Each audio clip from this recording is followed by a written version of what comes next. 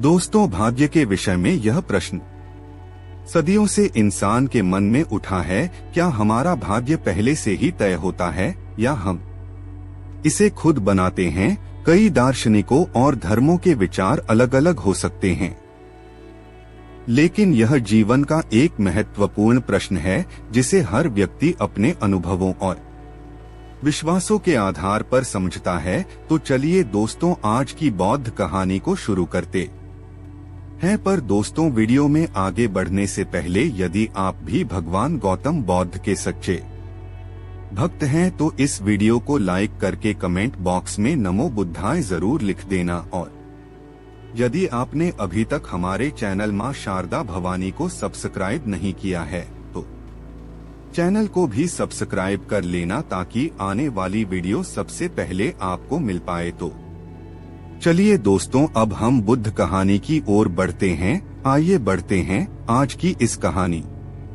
की और मगध राज्य के एक छोटे से गांव में वसुदेव नाम का एक साधारण किसान रहता था। वसुदेव एक मेहनती और ईमानदार व्यक्ति था, लेकिन उसका जीवन कष्टों से भरा हुआ था।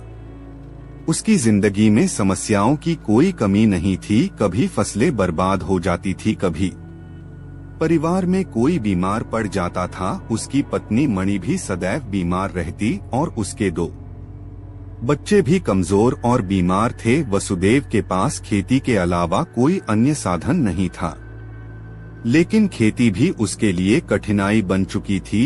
हर दिन सुबह उठकर वसुदेव खेत में जाता, कड़ी मेहनत करता, लेकिन उसकी मेहनत का फल उसे नहीं मिल पाता। गांव के लोग हमेशा कहते, यह सब तुम्हारे भाग्य का खेल है, तुम्हारी किस्मत में यही लिखा है और कोई भी इसे बदल नहीं सकता। यह शब्द सुन सुनकर वसुदेव के मन में गहरी निराशा भर गई थी। वह हमेशा सोचता, क्या सच में मेरा भाग्य पहले से तय है? क्या मैं इसे बदलने के लिए कुछ नहीं कर सकता? अगर मेरे जीवन में पहले से ही यह कष्ट लिखा है तो मेरी मेहनत का क्या मतलब है? वसुदेव का यह सवाल उसकी जिंदगी में एक बड़ा मोड़ लाने वाला था। हर रात जब वह सोता तो उसके मन में यह विचार आते कि अगर उसका भाग्य पहले से लिखा हुआ है तो उसकी मेहनत का कोई मतलब नहीं है। उसे लगता कि शायद वह किसी अदृश्य शक्ति के अधीन है जो उसके जीवन को नियंत्रित कर रही है। वह अपने जीवन के दुखों को लेकर परेशान था और इसे बदलने का कोई तरीका उसे नहीं सूझ रहा था। वसुदेव के भीतर एक ज्वलंत इच्छा थी कि वह अपने जीवन का उत्तर खोजे। उसने सुना था कि भगवान बुद्ध महान ज्ञान के स्वामी हैं और वे इस तरह के सवालों के उत्तर दे सकते हैं। गांव के एक बुजुर्ग ने उसे बताया था कि बुद्ध इन दिनों पास के जंगल में तपस्या कर रहे हैं और लोगों को उनके जीवन के जटिल सवालों का समाधान दे रहे हैं। वसुदेव ने अपनी पत्नी मणि से कहा, मैं भगवान बुद्ध से मिलना चाहता हूँ। मैं जानना चाहता हूँ कि क्या मेरा भाग्य पहले से तय है या मैं इसे बदल सकता हूँ। मणि ने भी उसे समर्थन दिया, क्योंकि वह जानती थी कि वसुदेव इस सवाल को लेकर अत्यधिक चिंतित था और इसका उत्तर उसे मानसिक शांति प्रदान कर सकता है। अगली सुबह वसुदेव ने यात्रा पर निकलने का निर्णय लिया। उसने अपने खेतों और परिवार की जिम्मेदारी कुछ दिनों के लिए गांव के एक विश्वसनीय मित्र को सौंप दी और बुद्ध की ओर चल पड़ा। उसकी यात्रा लंबी और कठिन थी, लेकिन उसके मन में यह दृढ़ संकल्प था कि वह अपने सवाल का उत्तर पाएगा। वसुदेव की यह यात्रा सरल नहीं थी। उसे कई जंगलों, नदियों और पहाड़ों को पार करना पड़ा। कभी कभी उसे भूखा रहना पड़ता तो कभी रात को ठंड से कांपते हुए सोना पड़ता। रास्ते में कई बार उसे ऐसा लगा कि वह इस यात्रा को छोड़ दे और वापस लौट जाए, लेकिन उसका मन बार बार उसे प्रेरित करता कि वह अपने सवाल का उत्तर पाए बिना नहीं लौटेगा। एक दिन जब वह एक बड़े जंगल से गुजर रहा था, तब उसे एक बूढ़े साधु मिले। साधु ने उसे भोजन दिया और उसके साथ कुछ समय बिताया। साधु ने वसुदेव से उसकी यात्रा का उद्देश्य पूछा। वसुदेव ने साधु को अपनी परेशानी और सवाल के बारे में बताया। साधु ने उसकी बात सुनकर कहा, तुम सही रास्ते पर हो पुत्र, भगवान बुद्ध ही तुम्हें इसका उत्तर दे सकते हैं, लेकिन याद रखना उत्तर तुम में ही है। बुद्ध तुम्हें केवल मार्ग दिखा सकते हैं। कई दिनों की यात्रा के बाद वसुदेव अंततः बुद्ध के आश्रम पहुंचा। आश्रम एक शांतिपूर्ण स्थान था जहां हर तरफ हरियाली थी और एक अद्वितीय शांति का अनुभव हो रहा था। वहां बहुत सारे लोग पहले से मौजूद थे जो बुद्ध के प्रवचनों को सुन रहे थे। वसुदेव ने बुद्ध के दर्शन करने का अवसर पाया। जैसे ही वह बुद्ध के पास पहुंचा, उसकी आंखों में एक अजीब सी चमक थी, मानो उसे अपनी सारी समस्याओं का हल मिलने वाला हो। वसुदेव ने विनम्रता से बुद्ध को प्रणाम किया और कहा, भगवान, मैं वसुदेव हूँ। मेरा जीवन कष्टों से भरा है। लोग कहते हैं कि यह सब मेरे भाग्य का लिखा है। क्या मेरा भाग्य पहले से तय है? क्या मैं इसे बदलने के लिए कुछ भी नहीं कर सकता? बुद्ध ने शांत स्वर में कहा, वसुदेव, तुम्हारा सवाल गहरा है और इसका उत्तर तुम्हारे भीतर ही छिपा है।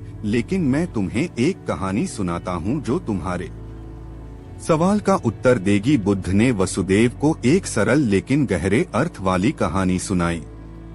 उन्होंने कहा, वसुदेव, मान लो कि तुमने एक बीज बोया है। अब यह बीज एक पौधा बनेगा और फिर एक बड़ा वृक्ष। लेकिन यह वृक्ष कैसा होगा, यह इस बात पर निर्भर करता है कि उसे कितना पानी, सूरज की रोशनी और देखभाल मिलती है। अगर बीज को सही समय पर पानी मिलता है तो वह मजबूत वृक्ष बनेगा, अगर नहीं तो वह सूख जाएगा। तुम्हारा भाग्य भी इसी तरह से काम करता है। तुम्हारे पूर्व जन्मों के कर्म बीज के समान है और तुम्हारे वर्तमान कर्म उसे पानी और पोषण देने वाले तत्व है। वसुदेव ने बुद्ध की इस कहानी को ध्यान से सुना, लेकिन वह अब भी अपने सवाल का पूरा उत्तर नहीं पा सका था। उसने सोचा कि क्या उसके कर्म वास्तव में उसका भाग्य बदल सकते हैं। वसुदेव के सवाल के उत्तर को और अधिक स्पष्ट करते हुए बुद्ध ने कहा, भाग्य और कर्म एक दूसरे से जुड़े हुए हैं। भाग्य वह है जो तुम्हारे पिछले कर्मों का परिणाम है, लेकिन याद रखना यह पत्थर की लकीर नहीं है। तुम्हारे वर्तमान कर्म तुम्हारे भविष्य का निर्माण कर सकते हैं। अगर तुम सही दिशा में कर्म करोगे तो तुम्हारे जीवन में बदलाव अवश्य आएगा। बुद्ध ने एक और उदाहरण दिया।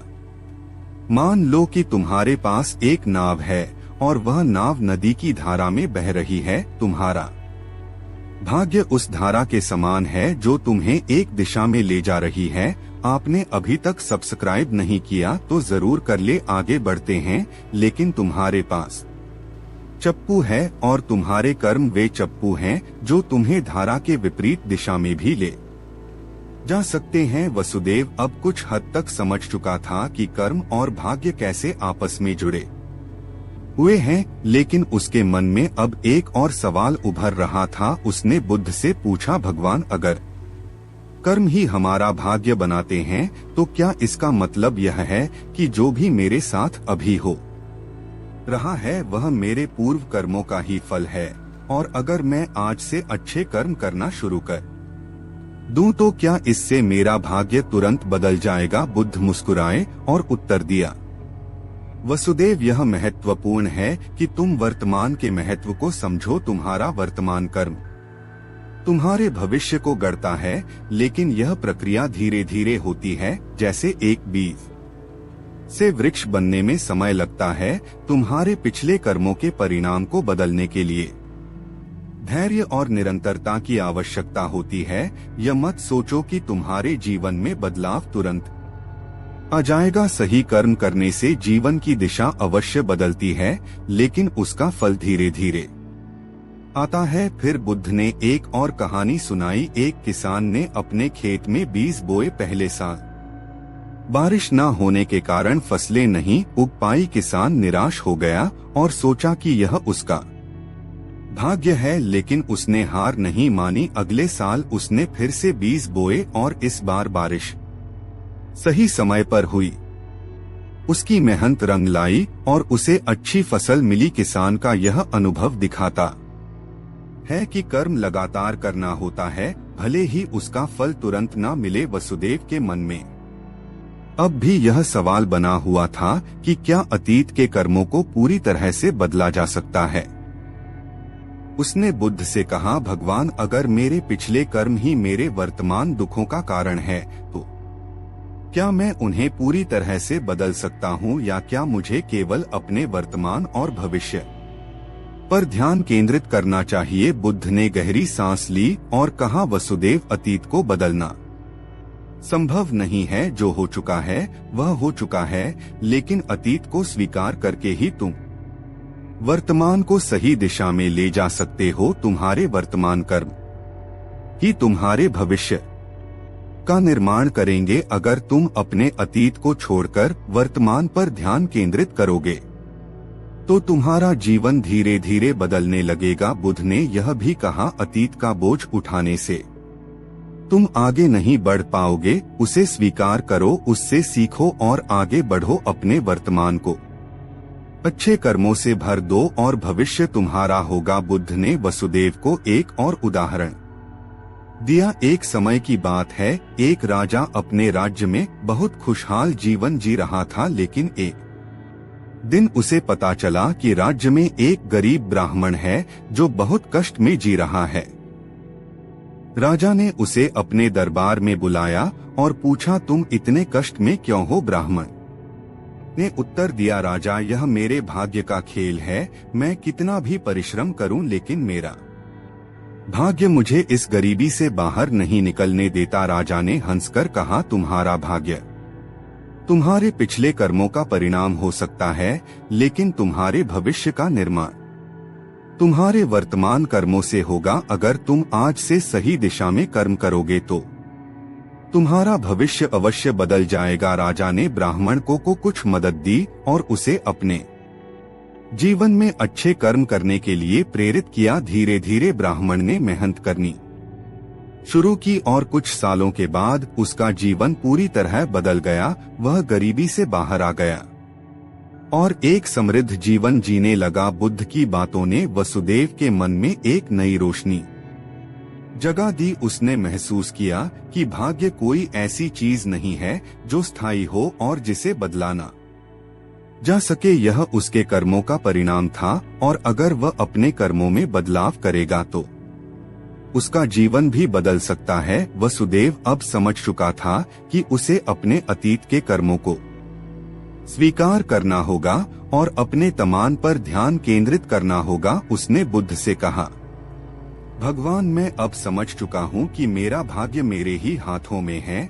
मैं अपने कर्मों को बदलकर अपने जीवन को एक नई दिशा दे सकता हूँ। बुद्ध ने उसे आशीर्वाद दिया और कहा, सही रास्ते पर चलने वाले को कभी निराश नहीं होना चाहिए। जीवन में जो कुछ भी होता है वह हमारे कर्मों का ही परिणाम होता है। अगर हम सही दिशा में कर्म करेंगे तो हमारा भविष्य अवश्य उज्जवल होगा। वसुदेव बुद्ध से विदा लेकर अपने गांव की ओर चल पड़ा। अब उसके मन में एक नई ऊर्जा थी और उसे यह विश्वास हो चुका था कि उसके जीवन में जो भी कष्ट है वे उसके अतीत के कर्मों का फल है, लेकिन वह अपने कर्मों से अपने भविष्य को बदल सकता है। गांव में लौटकर वसुदेव ने अपने जीवन में बदलाव की शुरुआत की। उसने खेती में और भी अधिक मेहनत की, अपने परिवार के प्रति और भी अधिक जिम्मेदारी से पेश आया और अपने व्यवहार में संयम और धैर्य को अपनाया। धीरे धीरे उसके जीवन में सकारात्मक बदलाव आने लगे। उसकी फसलें अब बेहतर हो रही थी, उसका परिवार स्वस्थ रहने लगा और उसका आर्थिक स्थिति भी सुधारने लगी। वसुदेव के जीवन में धीरे धीरे सब कुछ बदलने लगा। उसकी मेहनत और सही कर्मों का फल उसे मिलना शुरू हो गया। गांव के लोग अब उसकी सफलता की कहानियां सुनाने लगे। वे कहे, वसुदेव ने अपने भाग्य को बदला है। उसने अपने कर्मों से यह साबित कर दिया कि भाग्य पहले से तय नहीं होता। वसुदेव के जीवन का यह बदलाव उसे और भी प्रेरित करता रहा और वह हर दिन अपने जीवन को और बेहतर बनाने में जुटा रहा। उसने यह भी समझा कि जीवन में धैर्य का महत्व कितना बड़ा है। समय के साथ वसुदेव गांव के सबसे सफल व्यक्तियों से एक बन गया। वसुदेव एक दिन फिर से बुद्ध के पास गया और उन्हें धन्यवाद दिया। उसने कहा, भगवान, आपने मुझे सिखाया कि भाग्य और कर्म आपस में जुड़े हुए हैं। आपने मुझे दिखाया कि अगर हम सही दिशा में कर्म करें तो हमारा भविष्य बदल सकता है। मैं अब समझ चुका हूँ कि भाग्य कोई स्थायी चीज नहीं है और हमें अपने कर्मों पर ध्यान देना चाहिए। बुद्ध ने मुस्कुराते हुए उत्तर दिया, वसुदेव, तुम्हें अब यह समझ आ गया है कि जीवन का सारा खेल कर्मों का है। भाग्य का लिखा हमारे पिछले कर्मों का परिणाम है, लेकिन हमारे वर्तमान कर्म ही हमारे भविष्य को तय करेंगे। जीवन में कभी निराश मत होना, क्योंकि तुम्हारे कर्म ही तुम्हारे सबसे बड़े साथी हैं। वसुदेव अब पूरी तरह से आत्मनिर्भर और आत्मविश्वासी बन चुका था। उसने यह समझ लिया था कि जी में कोई भी चीज स्थायी नहीं होती और हमारे कर्म ही हमें हमारे भविष्य की ओर ले जाते हैं। उसने बे के सिखाए गए मार्ग को अपने जीवन में उतारा और अपने जीवन में सुख और शांति का अनुभव किया। इस कथा का संदेश यही है कि हमारा भाग्य पहले से तय नहीं होता।